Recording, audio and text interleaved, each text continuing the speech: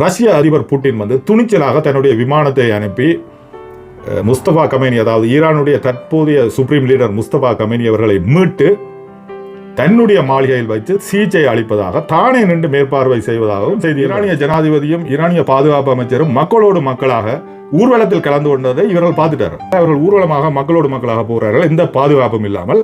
ஈரானிய ஜனாதிபதியும் ஈரானிய பாதுகாப்பு அமைச்சரும் அதை பார்த்த இவர்களுக்கு தாங்களும் அப்படி செய்யக்கூட வேண்டும் என்ற ஒரு ப்ரொபகேண்டா வீடியோ வெளியிட்டது. இன்றைக்கு ட்ரம்பனுடைய பர்சனாலிட்டியால தான் இப்படி இஸ்ரேலிய பிரதமர் ட்ரம்பை யூஸ் பண்ணக்கூடியதாக இருந்தது. ட்ரம்ப் ஒரு புட்டினை போல தீர்க்கமாக சிந்திப்பவராக இருந்தால், ஒரு சாதாரண மனிதனை போல சிந்திச்சு செயலாற்றுவராக இருந்தால் இந்த நிலைமை வந்திருக்காது. வெனிசுலாவை வீழ்த்தியது மாதிரி ஈரானை வீழ்த்த முடியல. ஈரானை வீழ்த்தவே முடியாது. அணு ஆயுதத்தை பாவிக்காத வரை ஈரானை வீழ்த்தவே முடியாது. அமெரிக்காவோட ஒரு 2 நாட்டால உலகமே ஒரு ஆட்டம் கண்டு போய் இருக்குது. வணக்கம் நண்பர்களே, இந்த வீடியோவில் 3 விஷயங்களை பார்ப்போம். ஒன்று வந்து ஈரானிய சுப்ரீம் லீடர் முஸ்தபா கமேனி அவர்கள் ரஷ்யாவில் சிகிச்சை பெற்று வருவதாக செய்திகள் வருகின்றன. அதனுடைய உண்மைத்தன்மை என்ன என்பதையும் பார்ப்போம். அதே போல இஸ்ரேலிய அதிபர் நெத்தன்யாகு அவர்கள் மரணித்து விட்டதாக செய்திகள் வருகின்றன. அதை மறுதளித்து அவர் இன்று 2 வீடியோக்கள் விட்டிருக்கிறார். அது சம்பந்தமான சில விமர்சனங்கள் வருகின்றன. 3ஆவதாக ட்ரம்ப் அவர்கள் இந்த யுத்தத்தையே நிறுத்தப் போவதாக செய்தியில் வருகிறது. அவருடைய அட்வைசர்ஸ் வந்து இந்த வளைகுடா யுத்தத்தை நிறுத்துமாறு சொல்லி வெற்றியை பிரகடனப்படுத்திவிட்டு உடனடியாக கப்பல்களை விட்ரோ பண்ண சொல்லி அட்வைஸ் பண்ணுவதாக செய்திகள் வருகின்றன. டேவிட் சாச்சஸ் மிக கண்டிப்பாக இந்த அறிவுரையை ட்ரம்ப் அவர்களுக்கு கொடுத்திருக்கிறார். ஈரானியர்கள் வந்து தோற்பதற்குரிய வாய்ப்புகளே இல்லை. இவர்கள் அணுகுண்டை பாவிக்காத வரை ஈரானியர்கள் தோற்பதற்குரிய வாய்ப்பே இல்லை. அதை உணர்ந்து கொண்ட ட்ரம்ப் வந்து விட்ரோ பண்ணுவதற்காக சான்ஸ் இருக்கிறது. அவை இந்த 3 செய்திகள் என்ன மாதிரி என்றதை இந்த வீடியோவில் பார்ப்போம். நீங்கள் என்ன நினைக்கிறீங்க? முதல்ல இல்லை, ரஷ்யா இது முந்தித்தக்கம் ஆரம்பத்துலேருந்து அவர் கனியமாக இந்தியாவுக்கும் ஒரு ஆபத்து நேரத்தில் உதவி செய்தவர். ஆனால் இந்தியா அப்படி இல்லை, அது இஸ்ரேலுக்கு தான் ஆதரவு மோடி வந்து சொல்லிட்டு அந்த விஷயத்தில் புட்டினா பாராட்டத்தான் வேணும். இலங்கைக்கும் அனுராக்கும் அந்த இது இருக்குது. என்னென்னா என்ன இருந்தாலும் அவர் உதவி செய்தவர். ஒரு 28ஆம் தேதி ஈரான் மீது முதல் குண்டு வந்து விழுந்தது. ஆயத்துல்லா கமேனி அவர்கள் வீட்டை வயிற்று பகுதியில் நிறைய காயம், ஈரலில் இருந்து குடல், நுரையீரல் எல்லாவற்றிலும் காயங்கள். இந்த சமயத்தில் அவர் வந்து ஈரானில் உள்ள வைத்தியசாலையில் சிகிச்சை பெறுவது ஆபத்து. ஏனென்றால் இஸ்ரேலுக்கு உளவு சொல்கிறதுக்கு ஈரான்லேயே நிறைய உளவாளிகள் இருக்கிறார்கள். அப்படி இருக்க ரஷ்ய அதிபர் புட்டின் வந்து துணிச்சலாக தன்னுடைய விமானத்தை அனுப்பி முஸ்தபா கமேனி, அதாவது ஈரானுடைய தற்போதைய சுப்ரீம் லீடர் முஸ்தபா கமேனி அவர்களை மீட்டு தன்னுடைய மாளிகையில் வைத்து சிகிச்சை அளிப்பதாக தானே நின்று மேற்பார்வை செய்வதாகவும் செய்திகள் வருகிறது. முஸ்தபா கமேனி அவர்களுடைய ஒரு கால் இழந்து அவர் மிகவும் கஷ்டத்தில் இருந்து இப்பொழுதுதான் கொஞ்சம் கொஞ்சமாக மீண்டு வருவதாக செய்திகள் வருகின்றன. பாருங்கள், ஆபத்து சமயத்தில் உதவுவதும் தான் உண்மையான நண்பன் அல்லது ஒரு மனிதாபிமானம் உள்ளவர் என்று சொல்லலாம். நீங்களே எங்களோட வாழ்க்கையிலே நாங்கள் பார்த்துருப்போம், நீங்களும் பார்த்துருப்பீங்க. நிறைய நண்பர்கள் இருப்பார்கள். உங்களுக்கு பதவி உயர்வு வந்தால், ஏதாவது நீங்கள் நல்லா மேலே போய் கொண்டு வந்தீங்கன்னா உங்களை தேடி வருவார்கள், உங்களை தேடி டெலிஃபோன் அடிப்பார்கள், உங்களை விட தான் நல்ல சகஜமாக உயிரை கொடுப்பது போல இருப்பார்கள். நீங்களும் அவருடைய பேச்சில் நம்பி இருப்பீங்க. இப்போ இந்திய அதிபர் மோடியை போல அவருடைய பேச்சில் நம்பி இருப்போம். ஆனால் ஒரு பிரச்சனை, ஒரு ஆபத்து வரைக்கும் அவர்களே காண கிடைக்காது. உண்மையான நண்பன் தான் இருப்பான். அது வந்து ரஷ்ய அதிபர் புட்டினில் தெரியுது. இது உண்மையான செய்தியாக இருந்தால் உண்மையிலேயே ரஷ்ய அதிபர் புட்டினுடைய அமைதியான சுபாவமும் அந்த ஆடம்பரம் இல்லாத அவருடைய நடவடிக்கைகளும் நிச்சயமாக காட்டுது. இது இப்படி ட்ரம்ப் செய்திருக்க மாட்டார். ட்ரம்புக்கு தேவை பகட்டு, விருந்து உபசாரம், அட்டகாசம், ஆரவாரம்.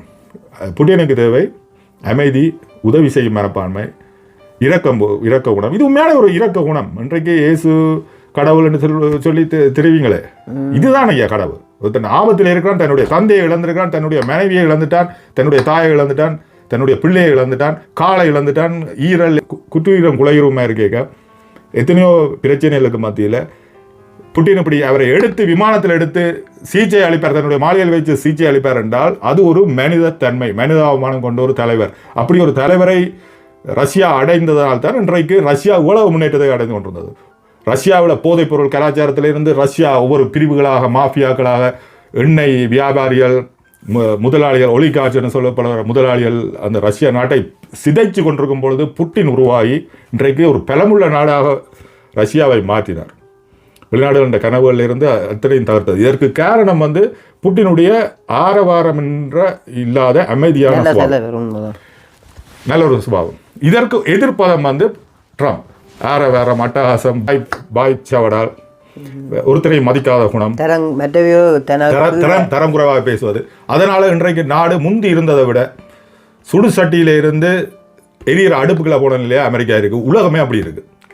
உண்மையாவே அமெரிக்காண்டாலே எல்லாருக்கும் ஒரு சிரிப்பாக கிடக்கு. என்ன ஒரு ஜோக்கா வந்துட்டு ஒரு கோமாளியா வந்துட்டு நான் இதை சொல்ல நண்பர்களே, உலகமே சொல்லுது.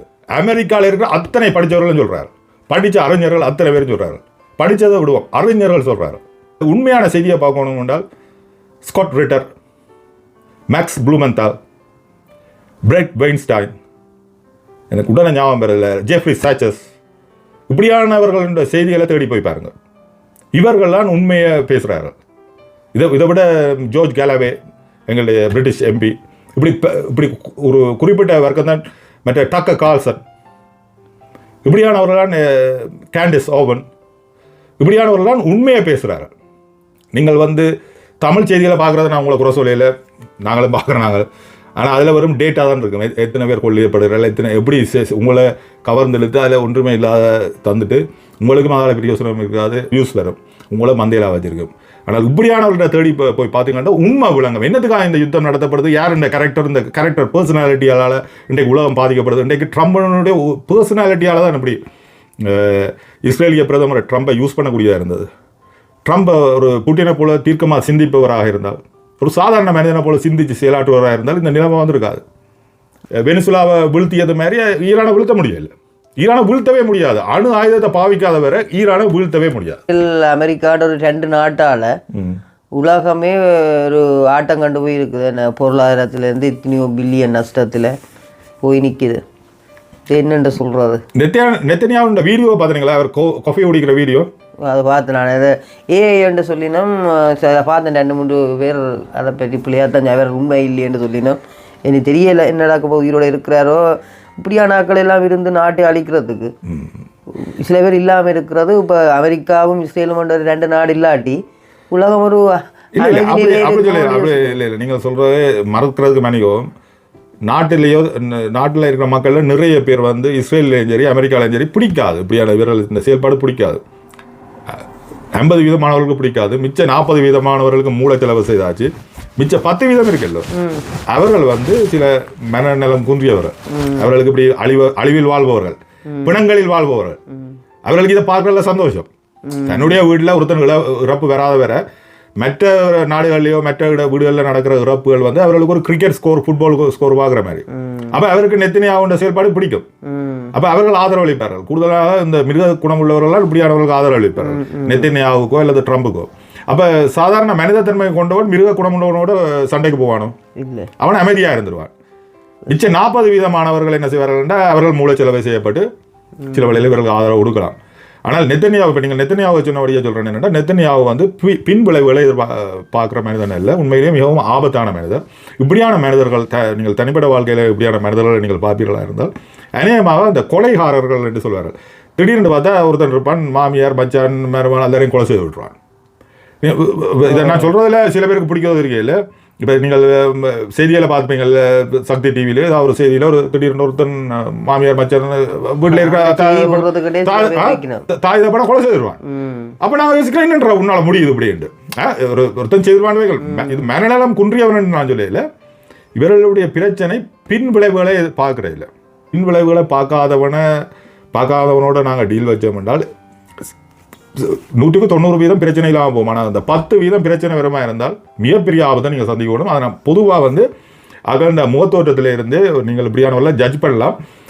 ஒரு உதாரணத்துக்கு நீங்கள் ஜட்ஜ் பண்ணணும் என்றால், நீங்கள் அந்த தொடர் கொலைகள் செய்த, அந்த நோர்வேல தொடர் கொலைகள் செய்த ஒரு மனிதன் உங்களுக்கு தெரியும், நிறைய பேரை கொலை செய்தவன் ஒருத்தன். அப்படியான சில பேர் இந்த படங்களை எடுத்து நீங்கள் பக்கத்தில் வச்சு அதில் கூகுள் பண்ணாலே இருக்குது, பார்த்தீங்கன்னா அவர்களோட உருவ அமைப்பில் ஒற்றுமையில் நீங்கள் பார்க்கலாம். அதில் இருந்து ஒருத்தர் கேரக்டர்களை ஜட்ஜ் பண்ணலாம். சரி, நான் இப்போ நெத்தனியாவை பற்றி சொல்ல என்ன சொல்கிறேன் என்றால், அவர் என்ன செய்கிறார் என்றால், இப்பொழுது காஃபி கடையில் போய் காஃபி குடிக்கிறார்.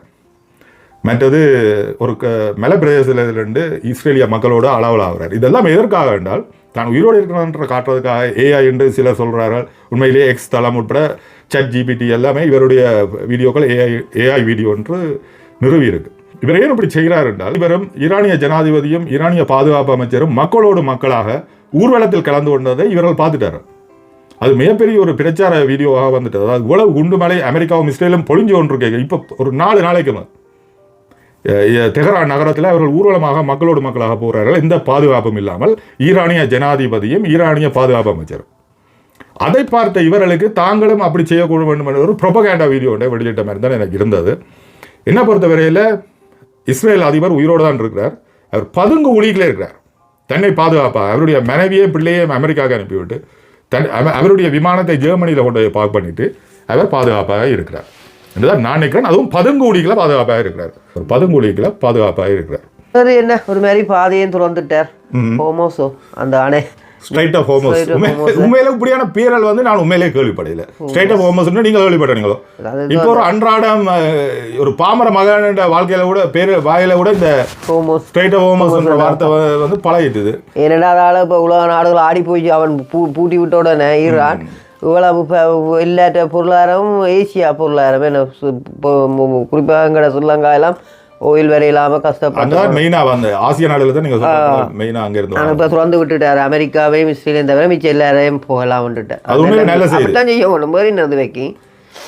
அது உண்மையில நல்ல செய்தி. என்னத்துக்கு என்றால் ஈரானிக்கா வந்து பின்வாங்க சொல்லி அமெரிக்காவுடைய போரியல் ஆய்வாளர்கள் அவர் ட்ரம்பினுடைய ஜனாதிபதி ஆலோசகர் எல்லோருமே சொல்கிறார்கள். எப்படி என்றால் ட்ரம்ப் நீங்கள் வெற்றியை பிரகடனப்படுத்தி விட்டு வித்ட்ரோ பண்ணுங்கள், நீங்கள் போன காரியம் தான் சரி சக்ஸஸாக முடிஞ்சுது, நீங்கள் வித்ட்ரோ பண்ணுங்கள் என்றது. இப்போ இன்றைக்கு நாளைக்கு சில வழியில் ட்ரம்ப் வித்ட்ரோ பண்ணுவதற்குரிய சாத்தியக்கூறுகள் இருக்கிறது. அதாவது அட்லீஸ்ட் ட்ரம்ப் ஒரு சொல் பேச்சை கேட்பதாக இருந்தால், ஈகோ பிடிச்ச மனிதனாக இருந்தால், நான் இங்கே வந்துட்டேன், நான் இன்னும் பழி வாங்கணும், என்னுடைய பேர் உலக வரலாற்றில் இருக்கணும், நான் ஒரு வீரன் என்று காட்டணும். வீரன் என்று காட்டுறதுக்காண்டி அவர் போய் அங்கே பொருளை போடுறே இல்லை. அப்பாவி மக்கள் என்ற பிள்ளைகள் தான் போரிடுது. இப்போ ஒரு வீடியோ காட்டுறேன், நீங்கள் பாருங்கள். நீங்கள் அந்த வீடியோ பார்த்துறீங்களா? எப்படி இருந்தது உங்களுக்கு? உண்மையாகவே சரியான வீதி. ஒரு நல்ல ஒரு குடும்பத் தலைவன், பிள்ளைகள் சிறு பிள்ளைகள் 2 பிள்ளைகள் ட்வின்ஸ் பிள்ளைகள், மூத்த ஒரு பிள்ளை இருக்கு 1.5-2 வயது பிள்ளை, அதை விட ட்வின்ஸ் பிள்ளைகள், ஒரு ஆர்மி கேப்டன். அந்த விமானம் விழுந்ததில் அவரும் மரணித்தார். இன்றைக்கு அவருடைய மனைவி மற்றது 3 பிள்ளைகள் அனாதைகளாக இருக்க போகிறது. இப்படி எத்தனையோ ஈரான்ல 1500 பேர் இறந்திருக்கார்கள். அப்ப அவர்களுக்கு சுற்றி இருக்கிற குடும்பங்கள் எத்தனை குடும்பங்கள்? இவ்வளவும் யாருக்காக என்றால் நெத்தன்யாகுண்ட குள்ள நெறித்தனத்துக்காகவும் ட்ரம்பினுடைய ஈகோ முட்டாள்தனம் அல்லது ஆடம்பரத்தை விரும்புகிற ஒரு கோமாளித்தனமான இந்த கோமாளின்ற வார்த்தையை பார்க்காத நண்பர்களே, அவருடைய பர்சனாலிட்டியை பாருங்க. அந்த பர்சனாலிட்டி என்னென்றால் பிரச்சனையில் இருக்க, இது உண்மையிலேயே நான் ஒரு மிக முக்கியமான ஒரு விஷயத்தை உங்களுக்கு சொல்கிறேன், பல பேருக்கு விளங்குவது தெரியல.